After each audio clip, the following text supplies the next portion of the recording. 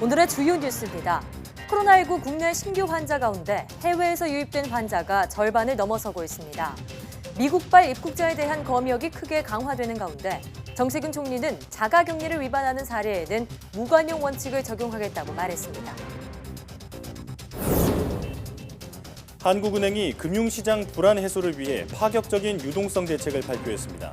오는 6월 말까지 환매 조건부 채권을 사들이는 방식으로 시장이 필요로 하는 자금을 무제한 공급하겠다고 밝혔습니다.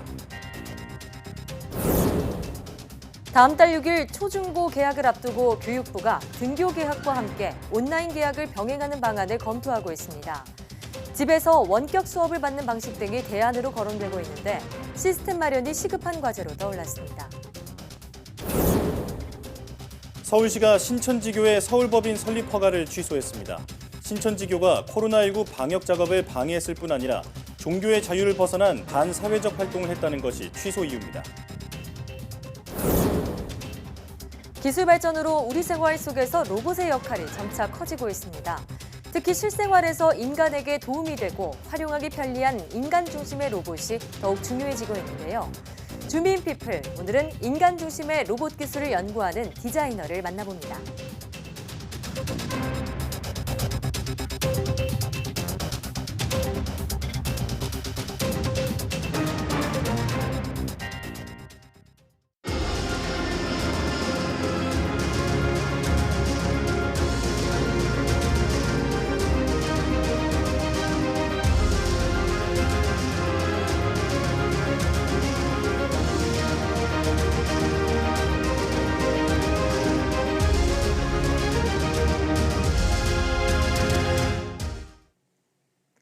여러분 안녕하십니까? 사이언스 투데이입니다. 해외 유입에 의한 코로나19 확진 환자가 57명 발생해 연일 신규 확진자의 절반을 넘어섰습니다. 26일 0시 기준 집계에서 신규 확진 환자가 104명이었고 해외 유입 사례가 57명이었습니다. 이 중 검역 단계에서 확인된 사례가 30건, 지역사회에서 확인된 건이 27건이었습니다. 국적별로 보면 내국인이 49명, 외국인이 8명이었습니다. 정세균 국무총리가 자가격리 조치를 위반하는 사람에 대해서는 무관용 원칙을 적용해 고발 조치하라고 지시했습니다. 자가격리 조치를 어긴 외국인은 강제 출국시키라며 강력한 자가격리 시행 의지를 밝혔는데요. 정 총리의 발언 직접 들어보겠습니다. 입국자들의 자가격리가 제대로 철저하게 관리되어야 지역사회 확산 가능성을 차단하고 국민들께서 안심하실 수 있습니다. 자가격리는 법적 강제 조치입니다. 지방자치단체에서는 자가격리자별로 전담 공무원을 지정하고 위치정보 시스템을 활용하여 자가격리 상황을 실시간으로 파악해서 무단 이탈 여부를 관리해 주십시오. 정당한 사유 없는 자가격리 위반 시는 무관용 원칙을 적용하여 정당한 사유가 없으면 고발 조치하고 외국인의 경우는 강제 출국시켜야 합니다. 미국 내 코로나19 확산세가 커지면서 오는 27일부터는 미국발 입국자도 모두 특별 검역을 받게 됩니다. 유럽발 입국자와는 검사 기준이 좀 다른데 어떤 내용인지 이형원 기자가 전해드립니다. 정부가 유럽발 입국자 검역을 강화한 지 3일 만에 미국도 특별 검역 대상에 올렸습니다. 미국 입국자에 대한 자가격리 조치는 미국 현지 발권 과정에서 사전 통보, 검역 준비 사항 등을 고려하여 3월 27일 금요일 0시를 기점으로 적용할 예정입니다. 유증상자는 모두 공항 검역소에 격리돼 코로나19 진단검사를 받아야 합니다. 확진되면 중증도에 따라 병원이나 생활치료센터에서 치료받고 음성이 나오면 14일 동안 자가격리됩니다. 그런데 무증상자일 때는 기준이 좀 달라집니다. 유럽에서 온 무증상자는 내 외국인에 따라 격리 장소 차이만 있을 뿐 무조건 진단검사를 받습니다. 하지만 미국의 경우 단기 체류 외국인을 제외한 나머지 무증상자들은 자가격리 2주 동안 증상이 나타나야만 검사받게 됩니다. 확진 추세와 입국자 규모, 검사 역량 등을 고려해 지침을 달리 정한 겁니다. 대략 한 10,000건에서 15,000건 정도의 검사들이 왔다 갔다 하면서 지금 전개가 되고 있고, 그런 가운데서 검사 총량의 여력을 좀 고려해야 됩니다. 미국에서 들어오시는 입국자들이 하루에 2,500명을 넘기 때문에 다만 위험도 평가에서 미국발 유입이 국내 요양병원 등 다른 집단 사례보다 우선 하게 되는 상황 변화가 생기면 전수 진단 검사로 전환한다는 방침입니다. 검사 역량과 또 미국의 그 위험도를 보고 전수 검사로 확대하는 것을 검토하고 있습니다. 한편 해외 유입으로 인한 지역 전파를 최소화하기 위해 14일 자가격리 수칙을 위반하면 내 외국인을 막론하고 1년 이하 징역이나 1,000만 원 이하 벌금을 물리기로 했습니다. YTN 이영훈입니다. 코로나19 해외 유입 사례가 크게 늘면서 국내로 들어오는 입국자들은 반드시 자가격리 전용 앱을 설치해야 합니다. 중앙재난안전대책본부는 입국자가 자가격리자 안전보호 앱을 의무적으로 설치하도록 해 격리 수칙을 지키는지 확인할 방침이라고 밝혔습니다. 자가격리 앱은 위치 정보 등을 확인할 수 있어 무단 이탈하게 되면 지자체가 즉시 고발하게 됩니다. 정부는 현재 60.9%에 불과한 자가격리 앱 설치율이 이번 설치 의무화 조치로 크게 늘 것으로 기대했습니다. 한편 건강 상태를 매일 점검하는 자가진단 앱 설치율은 90%에 달합니다. 코로나19의 확산이 계속 이어진다면 학교는 문을 열어야 할까요? 또 계약을 했는데 학교에서 확진자가 나오면 어떻게 해야 할까요? 교육부는 이런 경우에 대비해 온라인 계약 방안을 검토하고 있습니다. 김종균 기자입니다. 4월 6일 계약도 아직 불안해 보입니다. 세계적 대유행으로 코로나19 기세가 꺾이지 않았습니다. 게다가 계약 이후 교실에서 확진 환자가 나오는 상상을 하면 너무 아찔합니다. 학교가 코로나19 집단 발병의 온상이 될 수 있기 때문입니다. 이미 3차례나 계약을 미룬 교육부는 또 연기해야 하는 사태에 대비해 초중고 온라인 계약 방안을 검토하고 있습니다. 개학 이후에 부득이하게 수업이 중단되는 만일의 상황을 대비하고자 4월 6일 개학의 방식에 등교 개학과 온라인 개학을 병행하는 것도 검토하고 있습니다. 집에서 받는 원격 수업을 정식 수업으로 인정하는 방안도 검토 중입니다. 하지만 아직 원격 수업의 기준이 없습니다. 온라인 수업의 내용이나 출석 체크 등 기준을 마련해야 합니다. 학교별, 교사별로 다른 원격 수업 격차 역시 줄여야 합니다. 전국 학교에 적용할 쌍방향 온라인 수업 시스템을 갖추는 것도 시급합니다. 교육부는 다음 주부터 원격 수업 시범 학교를 운영할 예정입니다. 지역별 원격 교육 일반화 모델을 개발하기 위해서 원격 교육 시범 학교를 선정, 운영하도록 하겠습니다. 당장은 학습 공백을 메우기 위해 EBS 등을 활용해 원격 교육을 지원할 방침입니다. 또 소외계층 학생을 위해 정보와 교육비 지원, 스마트 기기 대여 등을 확대할 계획입니다. YTN 김유길입니다.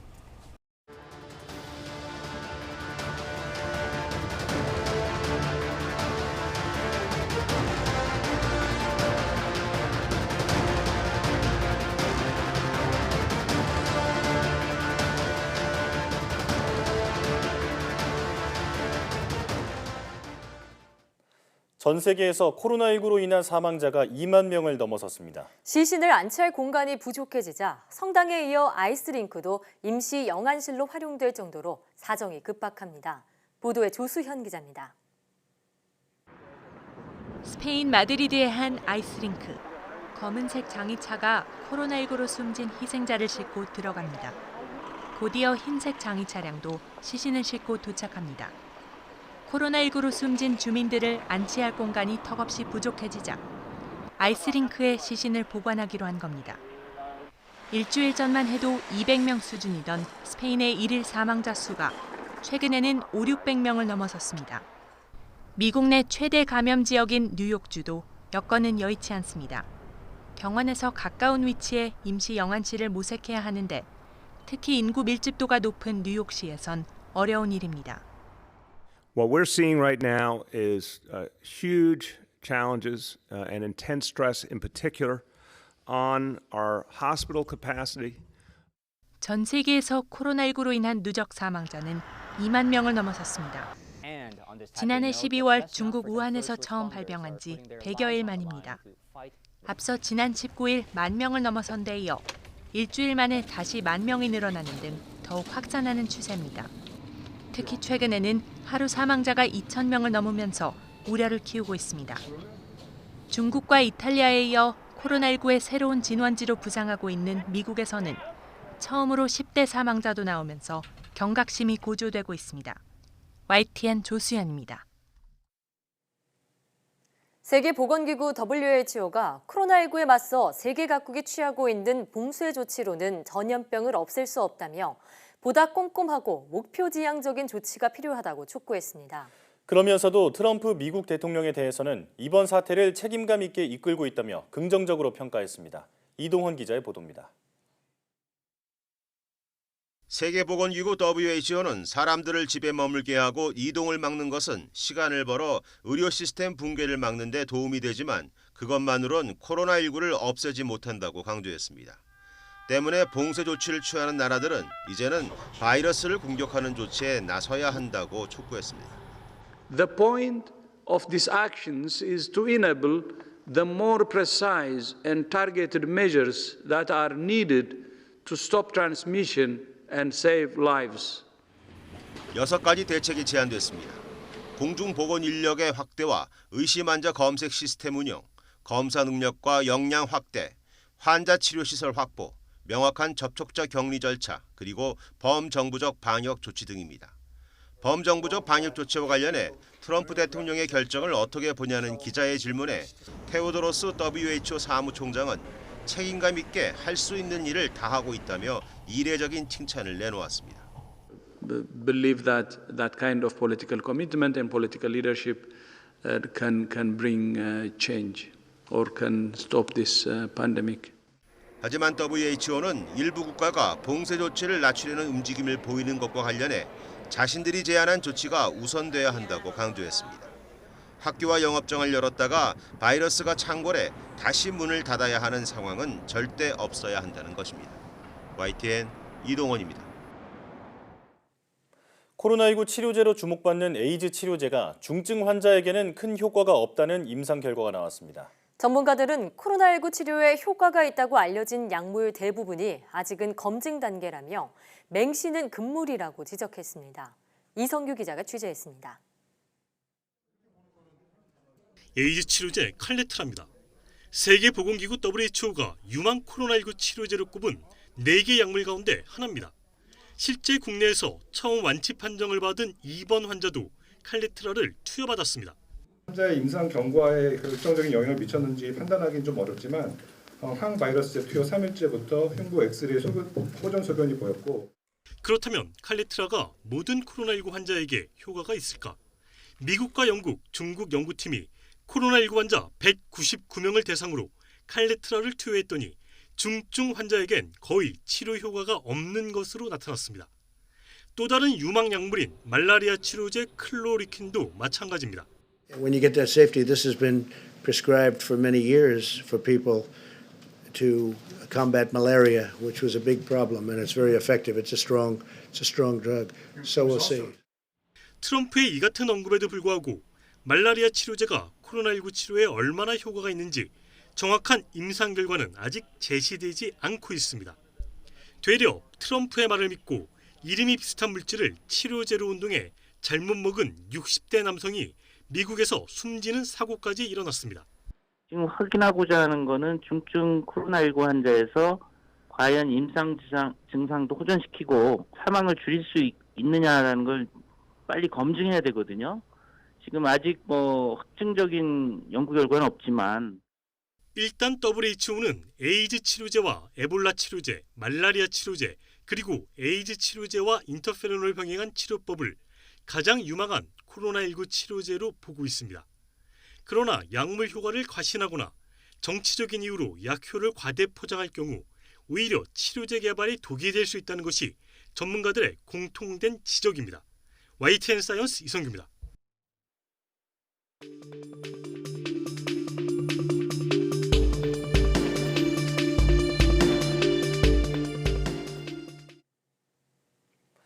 코로나19 환자 가운데 완치돼 격리 해제된 사람의 비율이 40%를 넘어섰습니다. 하지만 국내 신규 확진자의 절반이 해외 유입 환자로 나타나면서 우려를 낳고 있는데요. 네, 자세한 이야기 코로나19 브리핑 고려대학교 약학대학 김정기 교수와 함께 알아보겠습니다. 교수님 안녕하십니까? 네, 안녕하세요. 네, 자, 지난 1월 20일 국내에서 첫 환자가 발생한 이후 65일 만에 완치율이 40%를 넘어섰습니다. 자, 그런데 확진자 대비 사망자를 뜻하는 치명률은 더 높아지고 있다고요? 그러니까 3월 26일 오늘 0시 기준으로 누적 확진자 수가 9,200명 정도 되고요.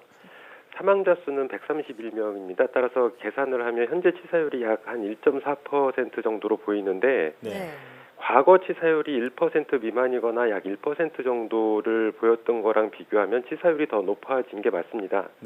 네, 말씀하신 것처럼 완치율이 점점 증가하는 이런 현재 40% 정도를 보이고 있는데 이거랑 유사한 개념이다라고 생각하시면 되는데요.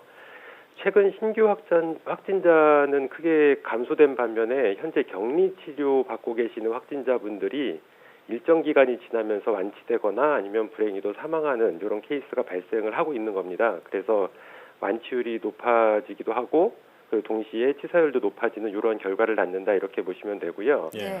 따라서 추가로 확진자가 크게 증가하지 않는다면 현재 입원 치료를 받고 계시는 분들이 모두 격리 해제가 될 때까지 완치율과 함께 치사율도 지금보다는 더 높아질 거다 이렇게 보시면 될 것 같습니다. 네.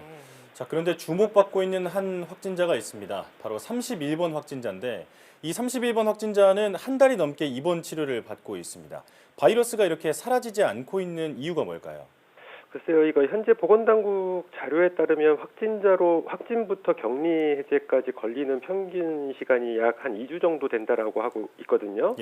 근데 지금 말씀하신 31번 확진자처럼 한 달 정도까지 바이러스가 계속 검출되는 이런 분들도 계세요. 실제로 조사 대상자 중에 약 3% 정도가 이러한 분이 계신다라고 알려져 있거든요. 국내 기준인가요? 예, 국내 기준입니다. 근데 예외적인 사례 중에는 기저질환이나 면역 저하자가 아닌 경우에도 이러한 분들이 계시거든요. 그래서 아직까지는 정확하게 어떠한 요인 때문에 이런 현상이 발생하는지는 알 수가 없고요. 아직까지 우리가 코로나19에 대해서 아는 것보다 모르는 게 더 많다 이렇게 이해하시는 게 더 나을 것 같습니다. 그렇군요. 아무래도 치료제가 없는 상황이기 때문에 환자의 진행 속도도 좀 더디는 건 아닌가 이런 생각도 듭니다. 자, 확진자 수가 다시 100명대로 올라왔는데요. 이 중 해외 유입 환자가 절반을 넘는 상황입니다. 무증상자가 자가 격리 중에 양성으로 확인되는 사례도 계속 나오고 있는데요.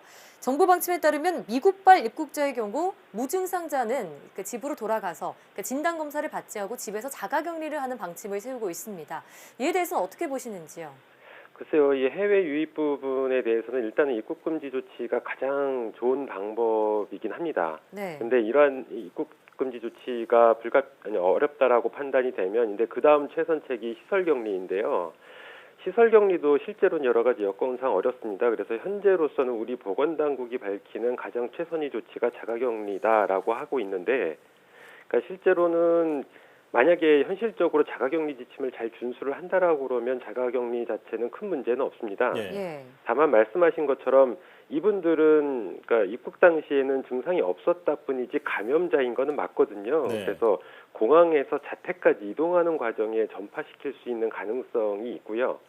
근데 우리 보건당국은 아직까지 무증상 감염자가 전파를 시킨 사례는 없다 이렇게 밝히고 있는데 근데 뭐 세계 각국에서 여러 전문가들이 무증상 감염에 의한 전파 가능성이 있다라고 제기하고 있는 만큼 이 부분에 대한 방역 대책에 대해서는 고민해볼 필요는 있다 이렇게 생각을 하고 있습니다. 네, 물샐 틈 없이 방역에 대해서 조금 더 강구할 때가 아닌가 싶은데요.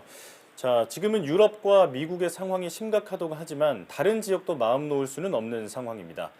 이런 상황이라면 다른 나라에서 오는 입국자에 대해서도 조치가 필요하지 않을까요? 당연히 조치가 필요합니다. 현재 공식적인 각국의 확진자 수는 나라마다 진단 체계가 아직까지는 잘 갖추어져 있지 않기 때문에 허수일 가능성이 매우 높습니다. 그래서 뭐 최근에 대표적인 사례가 엊그제 올림픽 연기 발표 이후에 이번 도쿄에서 갑자기 확진자 수가 급증하는 이런 사례들인데요. 그래서 제가 기억하기로는 현재 최소 150개국 이상에서 한국발 입국 제한을 하고 있는 만큼 역으로 우리나라도 이들 국가에 대해서 입국 제한을 해야지 역으로 해외에서 국내로 유입되는 이런 코로나19를 차단할 수 있을 거라고 저는 판단하고 있습니다. 예. 자, 세계보건기구 WHO가 미국이 코로나19의 새로운 진원이 될 수 있다고 우려를 나타냈습니다. 자, 이렇게 새로운 진원지로 인한 재확산 우려는 어떻게 보십니까? 요 재확산이 국내 부분을 말씀하시는 건가요? 아니면? 해외에서 유입되는 그 확산을 말씀드리는 겁니다. 예, 이게 앞서 말씀드린 거와 연관 관계가 있는데 현재 우리나라 일일 확진자 수의 절반가량이 해외 유입 사례이거든요. 그만큼 해외 유입에 의한 어떤 새로운 전파 가능성은 충분히 있다라고 봅니다. 특히나 우리나라에서 4월 6일 날 이제 초중고등학교가 개학을 하려고 하고 있는데 아무래도 개학을 추진할 걸로 보이고 요 시점하고 실제로 4월 1일부터 각 학원에서 다시 학원을 오픈하려고 하는 움직임도 있거든요.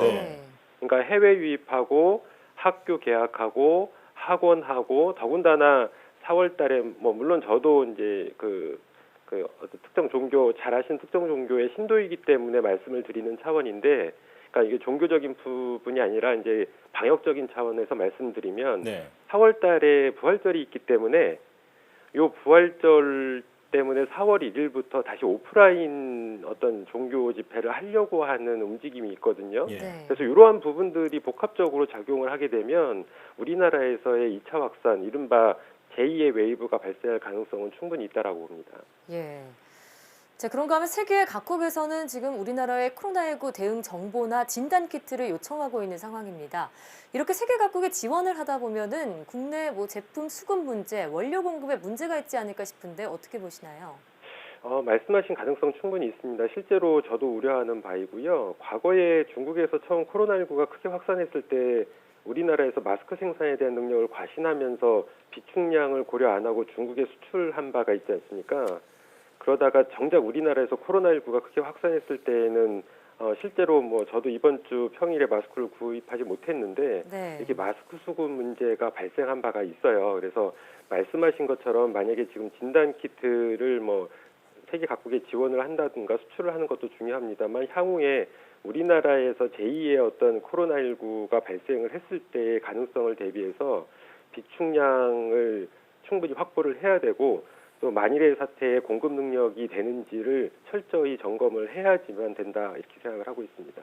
자, 국내 확산이 잠잠해지나 싶었지만 또다시 해외 유입이라는 과제를 안게 됐는데 빈틈없는 관리가 무엇보다 중요하겠습니다. 지금까지 고려대학교 약학대학 김정기 교수와 함께했습니다. 교수님 고맙습니다. 감사합니다.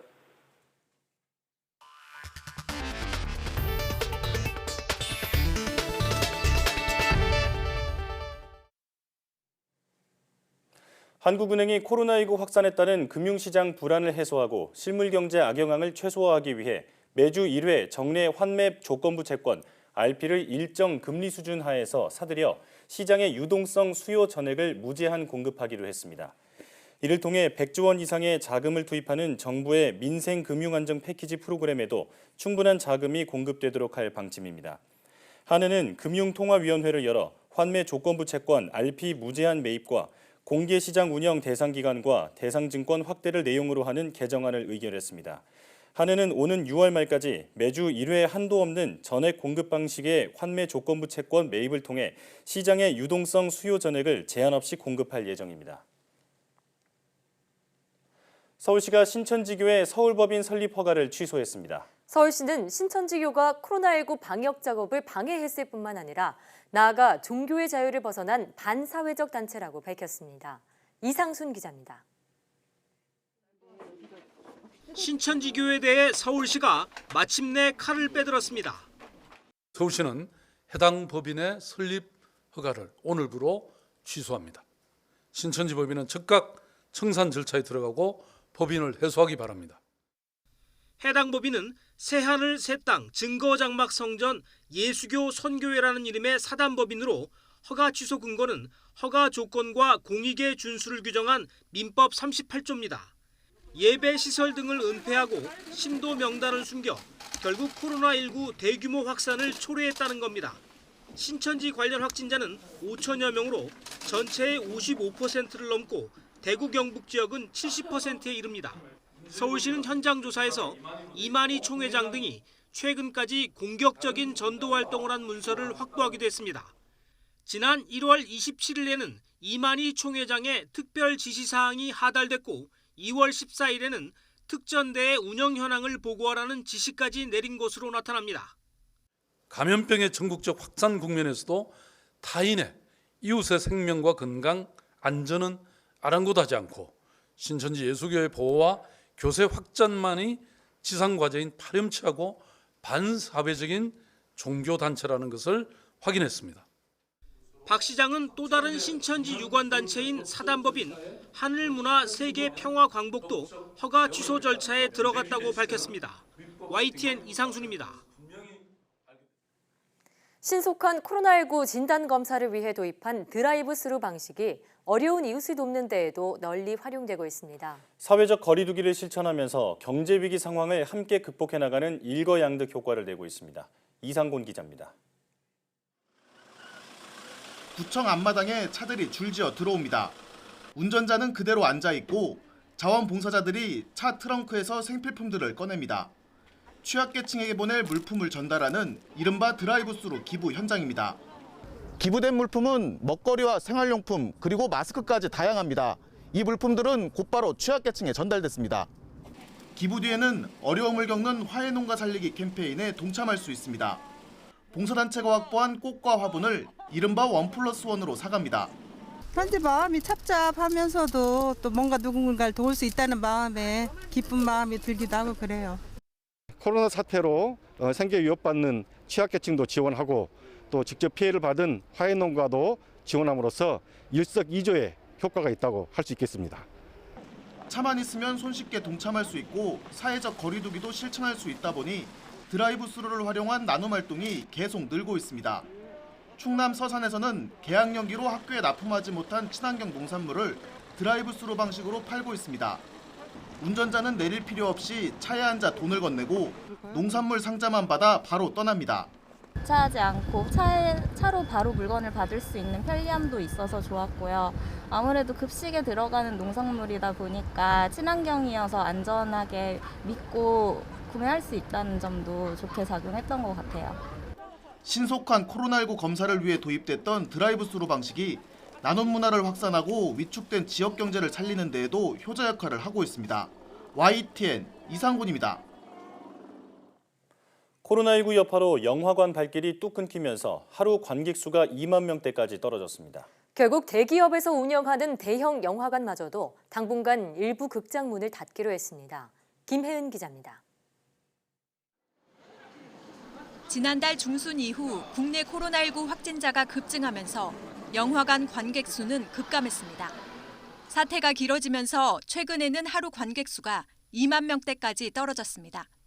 지난해 3월과 비교하면 무려 80% 정도나 빠진 겁니다. 영화관들은 좌석을 뛰어앉도록 하는 자구책도 마련했습니다.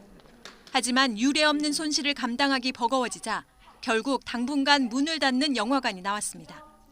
CJ그룹이 운영하고 있는 CGV는 전국 직영점 116개 가운데 30%에 해당하는 35개 극장을 휴점한다고 밝혔습니다. 정상 영업을 하는 극장도 일부 상영관만 운영하고 상영 회차도 줄입니다. 주요 신작들이 없는 상황이고 관객들도 급감한 상태에서 모든 극장의 영업을 중단하는 것이 맞는 상황이지만 영화업계에 미치는 영향 등을 고려해서 35개 상영관만. 메가박스 역시 다음 달부터 전체 상영관의 20%에 해당하는 19곳의 문을 닫습니다. 전국 99개 직영점을 운영하는 롯데시네마도 휴점 여부를 검토하고 있습니다. 저희는 고용 안정화와 영화 산업 현장을 지킨다는 취지에서 당분간 영업을 계속할 계획입니다. 그러나 추후 상황에 따라 영업 중단도 신중하게 고려하고 있습니다. 문제는 영화관의 위기가 영화업계 전체로 이어질 수 있다는 점입니다. 그 유통망 자체가 지금 사실상 마비됐다고 볼 수가 있기 때문에 지금 현재 많은 영화들이 사실상 창고로 직행하게 되는 그런 상황입니다. 그러면 이후에 배급 스케줄이 완전히 혼선을 빚게 되는 거죠. 또 영화관 인근 식당이나 카페, 상점 등 소상공인들도 연쇄적으로 타격을 입을 수밖에 없어 피해는 눈덩이처럼 커질 것으로 보입니다. YTN 김혜은입니다.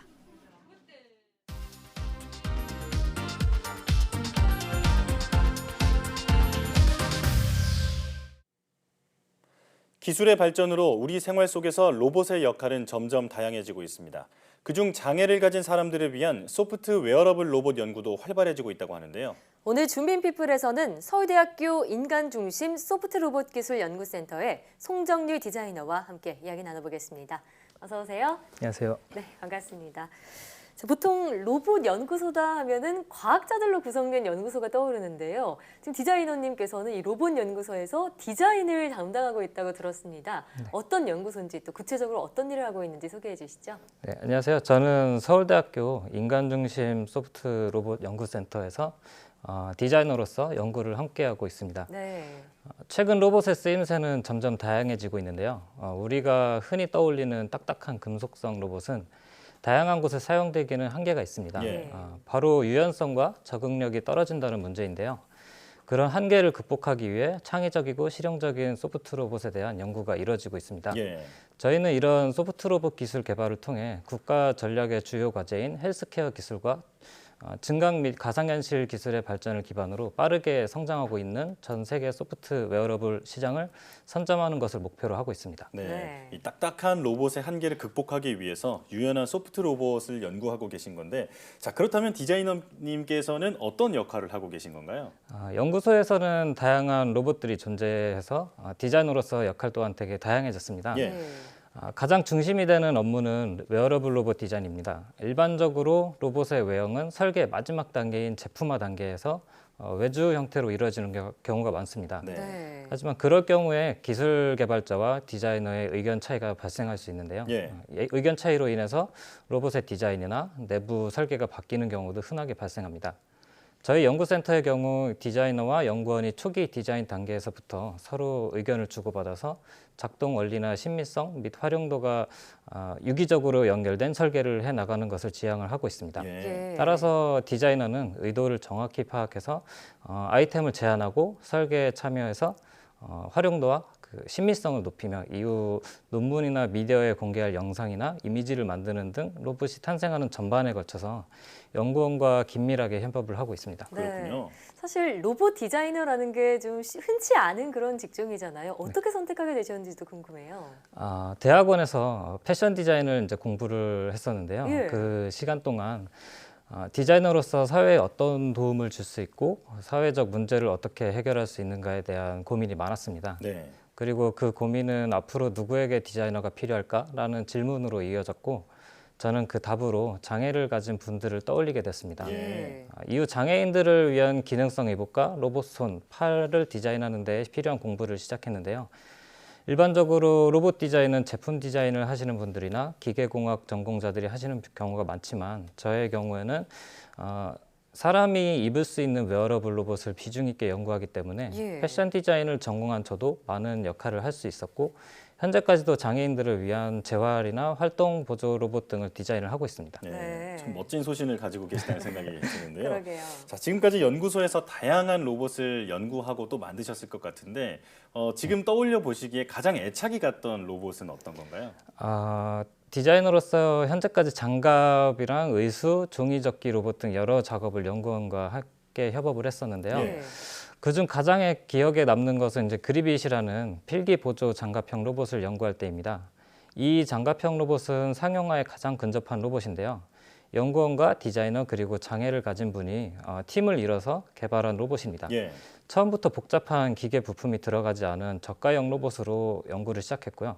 필요한 분들이 가격에 부담 없이 구매하여 사용할 수 있도록 시작하게 되었습니다. 예. 그리빗은 손을 원활하게 사용하지 못하는 마비 환자들이 착용하기 쉽도록 만들어졌고요. 예. 그 사용 용도에 따라서 수동과 자동으로 나눌 수 있습니다. 예. 그래서 수동 제품은 기계 부품이 거의 들어가지 않아서 이제 저가형으로 타겟을 잡았고요. 이제 잔고장이 없다는 장점이 있고, 이제 자동형 제품은 이제 잔고장은 조금 발생을 할 수 있으나 이제 그 마비 환자들은 조작이 어렵기 때문에 이제 그런 것들을 쉽게 할 수 있도록 만들어졌습니다. 그래서 대부분의 장애인 보조기구가 손으로 직접 물건을 잡는 것이 아닌 구멍에 물건을 꽂아서 사용하는 형태였기 때문에 활용의 한계가 분명했었는데요. 그리빗은 강한 힘을 통해서 물체를 잡아서 장애인은 물론 손 힘이 부족한 고령층에도 도움이 될 것이라고 기대하고 있습니다. 그러니까 장애를 가진 분들께 도움이 되는 장갑형 로봇이나 의수 등을 디자인하는데 힘을 쏟으셨는데 실제로 장애인분들을 만나고 그분들의 목소리를 이 디자인에 담아내셨다고요? 네. 좀 소개해 주시죠. 네, 그리빗을 디자인할 때 로봇 이용이 필요한 장애인분들과 만나고 그리고 이야기하며 그분들의 의견을 들었습니다. 그분들의 의견을 담아서 디자인을 하는 것이 전반적인 작업 방식이었습니다. 예를 들어 심미적 측면으로는 다양한 색과 디자인의 장갑을 준비해서 나이나 성별이나 선호도를 조사했고 사용적인 측면에서는 힘을 전달해주는 마찰 패드의 위치나 장갑의 착용 방식을 다양하게 해서 사용 후기를 취합을 하고 이를 이제 차기 버전에 반영을 했습니다. 이러한 방법을 통해서 제가 가장 크게 관심을 가지고 연구하는 분야인 스스로 착용 가능한 로봇 연구에서 마비 환자가 착용하기 매우 힘든 장갑을 20여 초 만에 착용할 수 있도록 만들었습니다. 연구 성과가 빛나는 순간이었다고 보이는데 자, 이렇게 입는 로봇을 만드는 것이기 때문에 일반적인 로봇 연구와는 좀 달랐을 것 같아요. 개발하시면서 어떤 점이 어려우셨나요? 웨어러블 로봇은 말 그대로 신체에 착용하는 것이기 때문에 많은 것들에 대한 구체적인 고민이 필요했습니다. 일반적으로 모터 등의 출력과 무게는 비례하기 때문에 기능이 좋게 하기 위해서는 로봇이 무거워지게 되고 가볍게 만들려면 이제 성능이 저하되기 쉽습니다. 저희는 이를 극복하기 위해서 탄성 등과 같이 재료 자체가 가지고 있는 특성을 이용하거나 무게감이 덜 느껴지는 신체 부위에 구동부를 달고 이를 와이어로 연결해서 동력을 전달하는 등 성능과 사용성을 동시에 확보하기 위해 노력을 하고 있습니다. 특히 마비 환자를 위한 웨어러블 로봇을 개발할 때에는 신체에 무리한 힘이나 열이 가해졌을 때 이를 인지하지 못하고 부상이 발생할 수가 있거든요. 그래서 공합 구동기를 이용하거나 마찰이나 땀으로 인한 피부 질환 등을 방지를 하기 위해서 인체 친화적인 실리콘 소재를 사용을 하거나 하는 등의 안전 문제에 대해 매우 민감하게 대응을 해야 됩니다. 그리고 무엇보다도 장애인들이 독립적인 생활이 가능하도록 웨어러블 로봇을 스스로 입고 벗는 것이 가능하도록 만드는 것이 제가 가장 중점적으로 노력을 기울이고 있는 과제입니다. 사실 웨어러블 로봇, 이 입는 로봇이라는 게 비장애인에게는 그냥 추가적인 기능이 담긴 그런 의류라면 장애인에게는 필수적인 기능이 담겼다라는 생각이 들거든요. 그래서 장애인분들께는 이 디자이너님의 웨어러블 로봇이 너무나도 고맙고 좀 멋진 제품이 되지 않을까라는 생각이 드는데 앞으로의 계획과 목표 너무 듣고 싶네요. 의료나 이제 재활의 발전과 인식 개선으로 장애인분들의 사회 및 경제 활동 증가는 이미 정해진 미래일 것입니다. 따라서 그분들을 위한 의병 및 그리고 재활 보조 기구의 수요도 다각화되고 양적으로도 늘어날 수밖에 없습니다. 하지만 장애 정도와 형태는 사람마다 달라서 규격화가 매우 어렵습니다. 그래서 제품 개발이 어렵고 아직 시장 규모도 크지 않아서 현재 장애인을 위한 그런 의복이나 그 보조기구들은 이제 사업성이 매우 낮은 것이 현실입니다. 그래서 저는 이제 디자이너들이 이러한 문제를 해결해 줄 수 있다고 생각을 했습니다. 저는 장애인들의 신체에 편안함을 주는 그리고 독립적인 생활을 가능하게끔 도와주는 제품들을 디자인해서 삶의 질을 높여줄 것입니다. 그리고 또한 그들이 장애를 숨길 필요가 없다고 느낄 때 그 이를 과감히 드러내고 멋져 보이도록 도와줄 수 있는 패션 아이템들을 미리 준비해 놓는 것을 디자이너로서의 목표로 삼았습니다. 사실 로봇은 인간의 삶을 좀 더 편리하고 안전하게 만들어주기 위해서 존재하는 거잖아요. 오늘 디자이너님의 말씀을 들어보니까 지금 연구하고 계신 그런 웨어러블 로봇이야말로 정말 사람을 위한 로봇이 아닌가 이런 생각이 듭니다. 오늘 말씀 잘 들었습니다. 감사합니다.